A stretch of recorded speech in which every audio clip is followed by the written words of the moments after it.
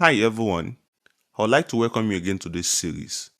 In today's video, we'll be talking about mastering branch management in Azure Repos, policies, settings, and best practices. We'll start by taking a look at how to manage your branch effectively in Azure Repos. Then, we'll take a look at the branch policies. From there, we'll move ahead to talk about the branch settings and the configuration options that we have in Azure Repos. Then we'll take a look at the best practices for effective branch management. Then we'll move on to the real world examples and scenarios to illustrate this concept. Then we'll wrap it up with optimizing your branch management workflow. Welcome again to my channel, Tech Talk with Baba Femi. Now let's take a look at all this.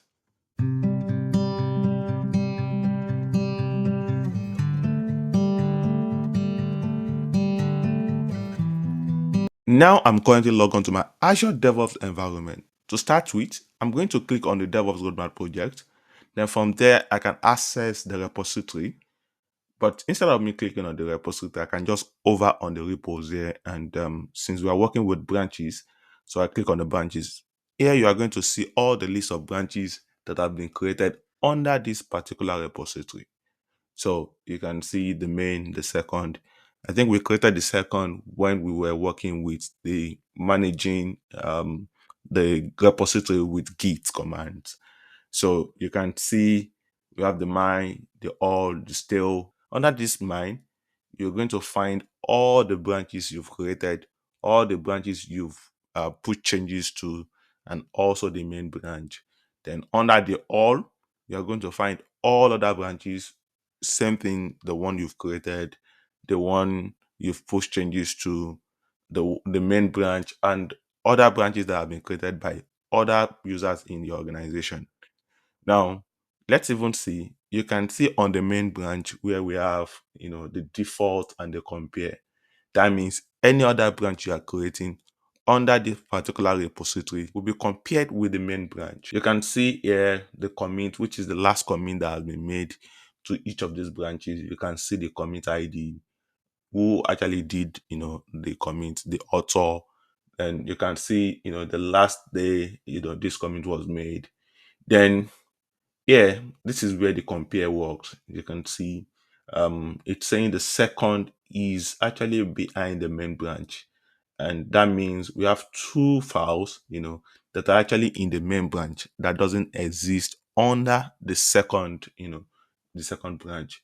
So yeah, one thing I didn't talk about, under your mine, you are going to be finding all the branches you've checked as a favorite, even when you did not create them.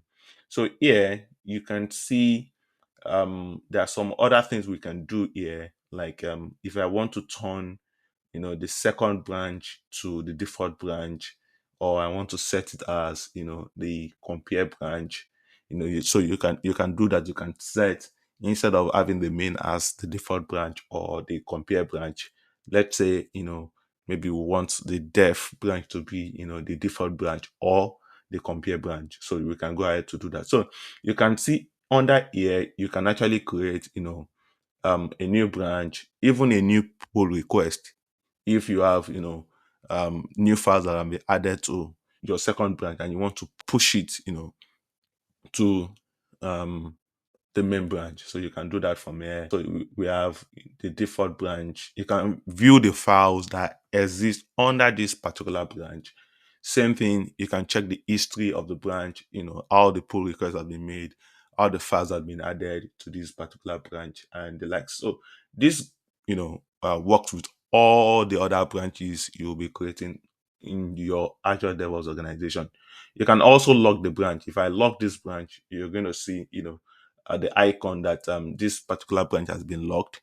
And what this means is, yes, you cannot you cannot push any file to this particular, branch anymore at that particular time when it's logged. So this is just to prevent, maybe some code going in there, or just to prevent people just, merging without any control. So you want to lock it at that particular time that no one can actually merge to that particular branch. However, you can still, clone that branch. It can still, do other things aside pushing to that particular branch. So I'm going to unlock that particular branch.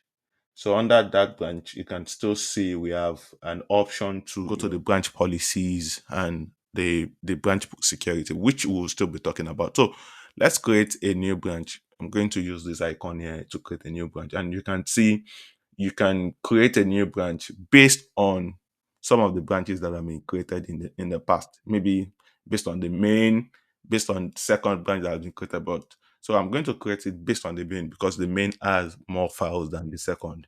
So let's say I'm going to do test here. Then if you have a work item, let's say you are trying to build a feature, you know, and you need to copy from the main, and that's why you have it there. So I can say because the best one, is to have a folder. So let's say features slash hot. Maybe I'm trying to create like an authentication, um feature on the site, and that's the good thing. So the best practice is to have all your branches that you are creating under a particular folder. You can have it as features, you can have it as users. Only the main or the master folder should be on the root, of your repository. That's the best practice, so that you can actually monitor, this belongs to the features, this belongs to, the users, whatever, branch policies or branch strategies you guys, are using in your organization. But the best practice is to have, all those branches under some folders or under a particular folder. So I've created my branch, which I call this auth. And you can see it will have the same commit, just like the main branch. And this shows you the last time the commit was been done. Now it's been authorized. You can see is 00 when it comes to behind and ahead, which is the comparison. So the status shows you if a pipeline has been completed on this particular branch. So there is no status at this particular time because we've not created any pipeline to run the files in there. Then we have the pull request. So currently we do not have any pull request that has been done. So if I add a new file to this particular, let's even go to these files, to this branch, and I had a new file here. Let's say, so just going to add one, and I can just create. Now you will notice something. So it's just a test, test one. Oh, one, and I click on commit. Yes, so I'm adding it to this no work item at this particular time. The comment is very important. So now if I go back to the branches now, you would see that this particular branch is now of ahead of the main branch. So yeah, I can now decide to to create a new pull request to push that particular file to the main branch. So yeah, if you want to give it a title, so I'm pushing from features, to so there are things you need to look at when you're creating a pull request. You want to check the reviewer, you want to check the work item, the tags. We're still going to talk about these and what are some of the best practices when you're creating a pull request. So for now, you can check the file that will be moved. You can check the comment that has been made. I'm just going to create this and push this particular. I'm going to approve. Then, so do you want to delete that particular uh, feature branch? After merging, I might want to take that off. You want to complete. If there is an actually a work item that has been associated with that pull request, so that's that. Did I set? I'm trying to see. Did I set? Oh, It looks like I've set branch policies on the main branch. Let me just go back and check, what I've done that will not allow me to pull until someone else approve, or it depends on what you have set as the branch policies. We'll still talk about the branch policies, but that's not something I want to discuss in this video. So I'm going to check this now. If I've set this up, I might need to take it off. Yeah. So for now, we'll still discuss, the branch policies. But for now, let me just go back and complete this pull request. Sorry. So you can do that from, checking here. Yeah. Okay. Let me just cancel this and try to do a new, Oh, okay. So I can complete it now. Complete the merge. Yes. Then from there, I can move ahead to the other things. Like I said, you can go ahead to delete um your particular branch that you've created. If you From here, you can delete the branch, and yeah, this will delete that particular branch. Um, the one thing about the branches is when you delete this branch, it doesn't go away. Let's go ahead to restore that particular branch that we've deleted. So we need to search. Like I said, it doesn't go away. So you can search features slash was it features? Yes, you can see that branch that has been deleted. So we can actually restore that particular branch. You know. So you will go back and you see that I've restored that particular branch. So when you delete, it doesn't go away permanently. It's always there, but you need to know the exact name of that particular branch you've deleted to be able to restore it. So another thing I talked about the fact that you can create on each of these branch, aside the fact that you can create a new branch from there, you can delete a new branch. You can view the history of the branch. So if you check the view files, you can see all the files um, that are actually on that particular branch. You can also set the compare branch. So you might want to set the branch policies to be able to improve your code quality, which is something we'll also discuss, in the next video. So yeah, you want to check the branch policies, like how many numbers of reviewers for every pull request done.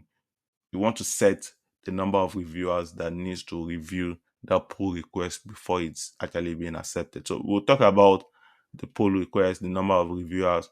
We'll talk about some of the items that need to be checked and completed before your pull request can be merged to the target branch. We'll talk about if that pull request needs to come or linked with the work item, if we need to add a comment. What are some of the merge type that we want to allow on the target branch? We'll talk about basic merge, the scotch, the rebase, the rebase with merge commit. Then build validation. You want to set up some build validations. What are some of the things that need to be completed before you can actually do a build validation? Yes, you can see them. You can set up a build pipeline. You want to have it to be automatically triggered whenever a file is added or whatever trigger you want to set. Then we'll talk about the policy requirement. What are some of the things that need to be done? Build must succeed in order for a pull request to be completed. If not, the pull request will not be completed. So we'll look at these. We'll talk about the build policies. Then we'll check the status check also.